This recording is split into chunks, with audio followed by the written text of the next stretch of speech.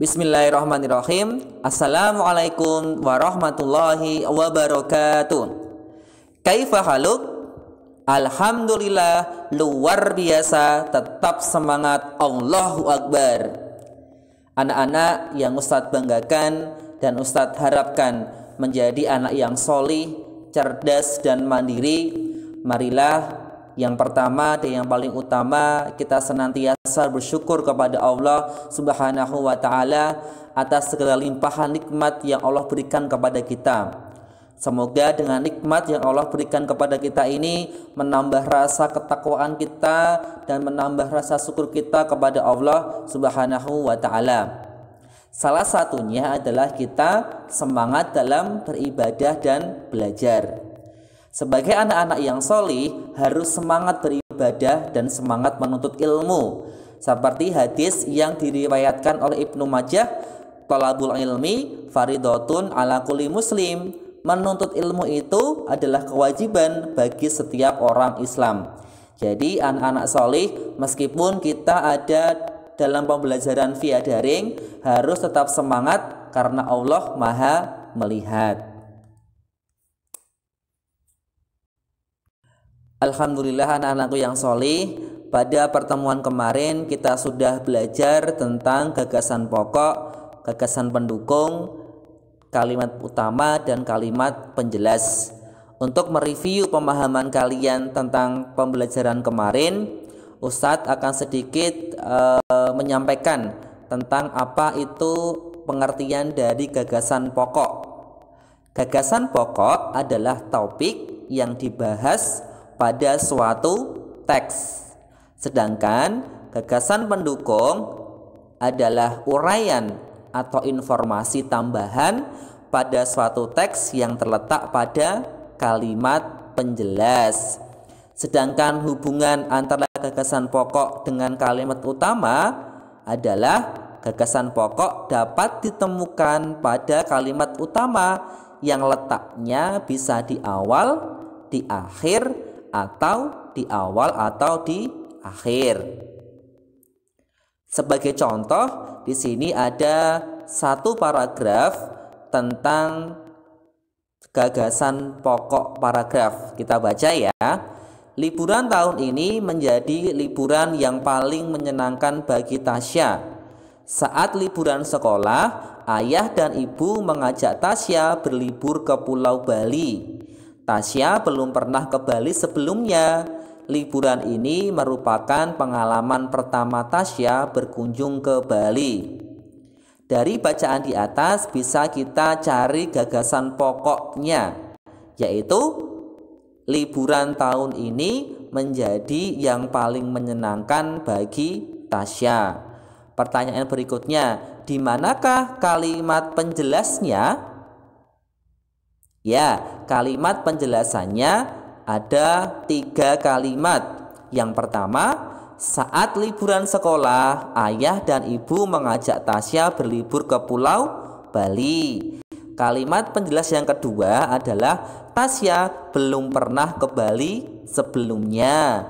Dan kalimat penjelas yang nomor 3 adalah liburan ini merupakan pengalaman pertama Tasya berkunjung ke Bali. Anak-anakku yang solih, itu adalah review pembelajaran kita kemarin tentang gagasan pokok dan pendukung, kalimat utama dan kalimat penjelas. Pembelajaran yang berikutnya kita akan belajar perbedaan gagasan pokok dan gagasan pendukung. Apakah bedanya? Ayo anak-anak solih, fokus dan konsentrasi. Yang pertama kita akan membahas dulu tentang gagasan pokok. Gagasan pokok adalah topik yang dibahas pada suatu teks. Gagasan pokok merupakan inti dari paragraf. Seperti paragraf yang Ustadz akan bacakan tentang suku Palembang. Suku Palembang menggunakan bahasa asli Palembang. Bahasa Palembang mempunyai 2 tingkatan, yaitu Baso Palembang alus dan Baso Palembang sari-sari.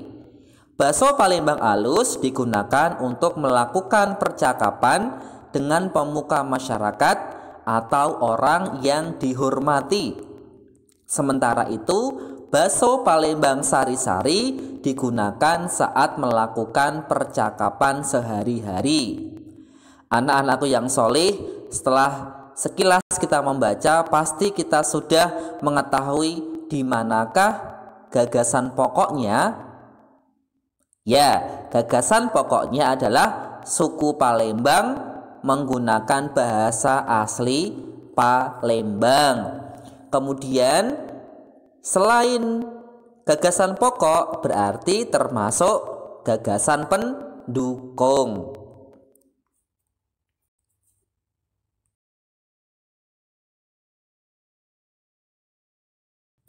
Yang berikutnya tentang gagasan pendukung. Kenapa dikatakan sebagai gagasan pendukung? Ya, karena isinya adalah uraian atau informasi tambahan pada suatu teks yang mana fungsinya adalah penjabaran dari gagasan pokok. Setelah kita mengetahui di manakah gagasan pokok, pasti akan dijelaskan kembali dengan gagasan pendukung, sehingga uraian atau informasi tambahan pada suatu teks disebut dengan gagasan pendukung. Dan gagasan pendukung fungsinya apa? Fungsinya untuk menjabarkan pengertian atau informasi tambahan dari gagasan pokok. Anak-anakku yang solih, setelah kita mengetahui perbedaan gagasan pokok dan gagasan pendukung, materi yang berikutnya adalah tentang peta pikiran. Gagasan pokok dan gagasan pendukung dapat disajikan menjadi peta pikiran. Pertanyaannya, apakah yang dimaksud dengan peta pikiran itu? Peta pikiran adalah cara menuangkan informasi yang diperoleh ke dalam bentuk diagram. Adapun fungsi peta pikiran itu, yang pertama, memudahkan kita untuk mengingat isi. Yang kedua adalah kita lebih mudah mengetahui informasi penting suatu teks. Jadi peta pikiran ini akan membantu kita dalam memahami suatu bacaan dengan efektif dan efisien.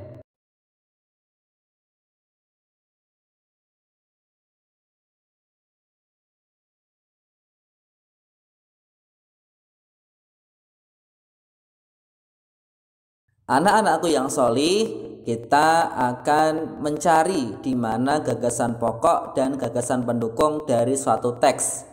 Alhamdulillah, Ustadz sudah mempersiapkan tentang Reog Ponorogo. Mari kita baca bersama-sama ya.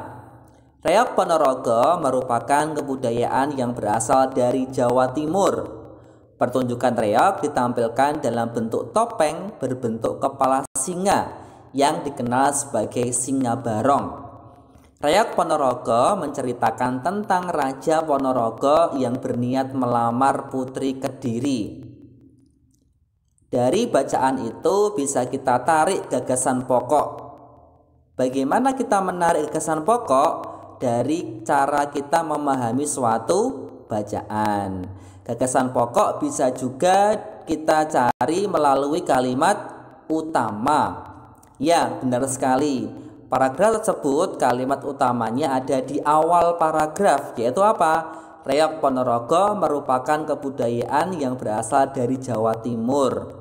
Berarti gagasan pokoknya lebih singkat dari kalimat utama. Apa itu? Reog Ponorogo berasal dari Ponorogo, Jawa Timur. Adapun letak gagasan pendukung itu selain dari gagasan pokok.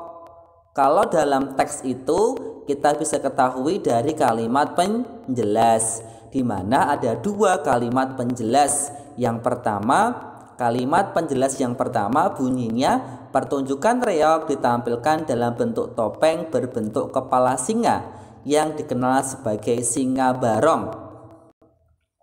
Kalimat penjelas yang nomor 2 bunyinya, Reog Ponorogo menceritakan tentang Raja Ponorogo yang berniat melamar Putri Kediri. Nah, anak-anak solih, dari kalimat penjelas itu bisa kita tarik gagasan pendukung, di mana gagasan pendukung itu lebih singkat dari kalimat penjelas. Adapun di kalimat penjelas tadi yang bunyinya dari pertunjukan sampai di Singa Barong, ternyata gagasan pendukungnya adalah Singa Barong. Kemudian dari kalimat penjelas kedua kita bisa cari gagasan pendukung yang kedua, yaitu tentang isi cerita Reog Ponorogo.